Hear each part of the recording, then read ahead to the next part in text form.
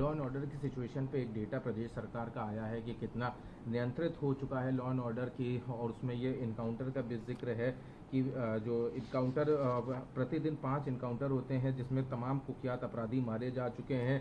सरकार के आंकड़े के हिसाब से 2 से 79 कुख्यात अपराधी मारे जा चुके हैं और 11,834 उसमें घायल हुए हैं।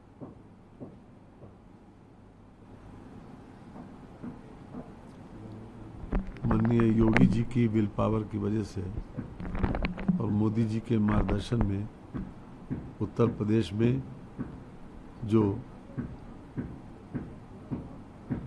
कभी को केवल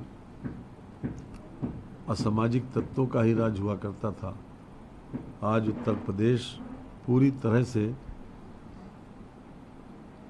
ऑर्गेनाइज्ड क्राइम मुक्त है।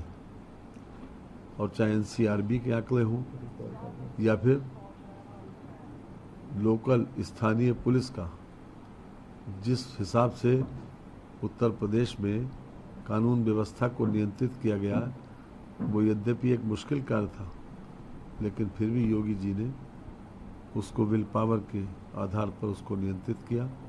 और आज देश और दुनिया में ये मैसेज है कि उत्तर प्रदेश मॉडल को अडॉप्ट किया जाए।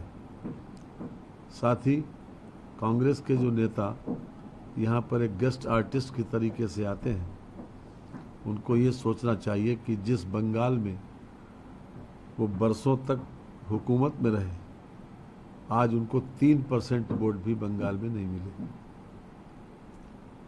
और एनडीए को, भारतीय जनता पार्टी को वहाँ 46% वोट मिला है।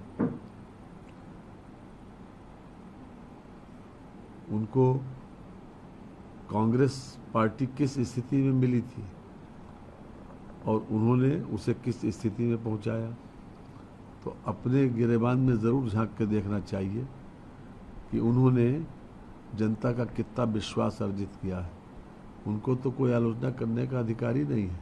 लेकिन आप और उत्तर प्रदेश जो कभी को एक तरीके से बिगड़ायल प्रदेश मालूम होता था और बिगड़ा हुआ प्रदेश था, आज उत्तर प्रदेश लोगों की नज़रों में एक प्रोग्रेसिव प्रदेश है। एक ऐसा प्रदेश है कि जो हर तरह से, जिसने पिछले 8-9 सालों में अच्छे से अच्छा काम करके दिखाया है। 9 लाख से ज़्यादा सरकारी नौकरियां देने के काम किया, पूरी तरीके से पारदर्शिता के आधार पर बड़े पैमाने पर इन्वेस्टमेंट आ रहा है और योग्यता की कदर है। शिक्षा का माहौल बना हुआ है। लोग वर्क कल्चर जो भूल गए थे, कांग्रेस की और सपा की सरकार में लोग वर्क कल्चर भूल गए थे। आज उत्तर प्रदेश में वर्क कल्चर डेवलप हुआ है और ये सब कुछ इसलिए हुआ कि उत्तर प्रदेश का एक मजबूत नेतृत्व पूरी मजबूती के साथ इस प्रदेश को, प्रदेश की 25 करोड़ जनता को लगातार इस बात की कोशिश करते हैं कि ज़्यादा से ज़्यादा सुविधाएं उनको प्रदान करें। और बिना रुके बिना थके उन्होंने 9 साल में ये जनता में दिखा दिया कि खराब से खराब स्थिति को कंट्रोल किया जा सकता है। आप कानून व्यवस्था की बात कर रहे हैं और तब नहीं है। उन्होंने ये भी कहा कि आने वाले समय में और भी संकट आने वाला है। पहले ये कह रहे थे सोना महंगा होगा, अब कपड़ा भी महंगा होगा। ये तमाम मामलों पे उन्होंने प्रदेश और केंद्र की सरकार को घेरने का काम किया।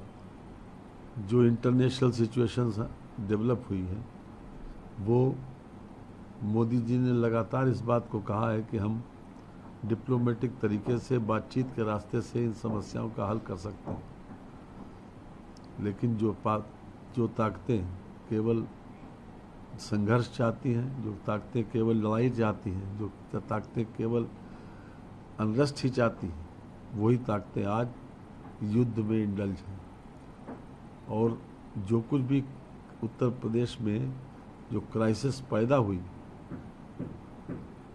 चाहे वो तेल को बचत के लेके हो या फिर दूसरी चीज़ों को लेके, उसमें हमारे नेतृत्व ने इस बात की भरपूर कोशिश की कि लोगों की जेब पर बोझ न पड़ने दें और हर तरीके से उसकी व्यवस्था करें। आज आत्मनिर्भरता का नारा मोदी जी ने दिया है और इसके पहले कोई आत्मनिर्भरता की बात भी नहीं सोच सकता था। और हर तरह से इस बात की कोशिश की जा रही है कि हम अपने देश में इथेनॉल का प्रोडक्शन बढ़ाएं, वैकल्पिक ऊर्जा के साधनों को डेवलप करें, उनको इंसेंटिवाइज करें, और उसमें काफ़ी कुछ कामयाबी मिली है। लेकिन जो भी हमारे ऊपर दबाव बढ़ा है वो इंटरनेशनल वजहों की वजह से बढ़ा है। कोई हमारा इसमें प्रत्यक्ष रूप से न लापरवाही है और न ही किसी प्रकार की कोताही है। लेकिन अखिलेश यादव तो क्राइम बताते हैं, तो दूसरी तरफ वो कह रहे हैं 24 के बाद का भी डेटा उपलब्ध भी नहीं है। 2024 में जो NCRB के आंकड़े आए हैं उसमें क्राइम कंट्रोल दिखाया गया, और ये अपने आप में जग जाहिर है। और आज की जो स्थिति है उत्तर प्रदेश की, वो पूरी तरीके से लॉ एंड ऑर्डर कंट्रोल में भी है, और जहाँ पर भी कोई अपने हाथ में लेने की कोशिश करता है तो उसको उसी की भाषा में जवाब दिया जाता है। Thank you. एक आखिरी सवाल है सर, राहुल गांधी का में भी हाल बताए और कहा आने वाले दिन में और संकट बढ़ जाएगा।